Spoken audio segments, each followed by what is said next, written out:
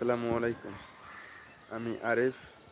আসলে যে বিষয়টা কথা বলতে চাইছি সেটা হচ্ছে সাইকোলজি ও ইসলাম। বর্তমানে সাইকোলজি শব্দটা খুব জনপ্রিয় একটি শব্দ। খুব পপুলারিটি পাইতেছে শব্দটা। বাংলাদেশ কিংবা ওয়ার্ল্ড ওয়াইড সব জায়গায় শব্দটা খুব জনপ্রিয় এবং সাইকোলজিদের চাহিদাও খুব পরিমাণ বাড়তেছে। মানুষ যখন মনের ভিতর শান্তি পায় না, অশান্তি অনুভব হয়, যখন তার মনকে নিয়ন্ত্রণ করতে পারে না, তখন আসলে সে সাইকোলজিদের শরণাপন্ন হয়। আসলে এটা যুগ বাড়ার সাথে সাথে কিন্তু এই সাইকোলজিদের চাহিদাটা বাড়তেছে।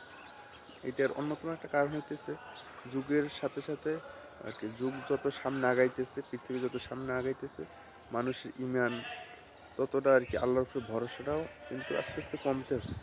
ইমান যত কমবে মানুষের ভিতরে অশান্তিটা তত বাড়বে।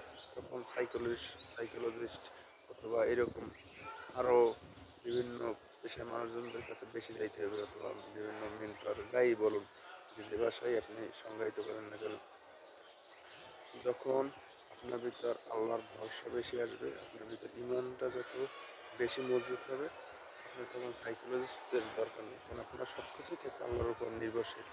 আপনার মনের ভিতরে অশান্তি থাকবে না।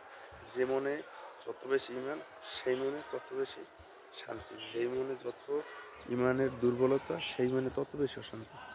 সেইটাই সাইকোলজিস্টদের কাছে না গিয়ে নিজের ইমানি শক্তি বাড়ান, দেখবেন মন শান্তিতে ভরপুর হয়ে যাবে। ধন্যবাদ। আসসালামু আলাইকুম ওয়া রাহমাতুল্লাহি ওয়া বারাকাতুহু।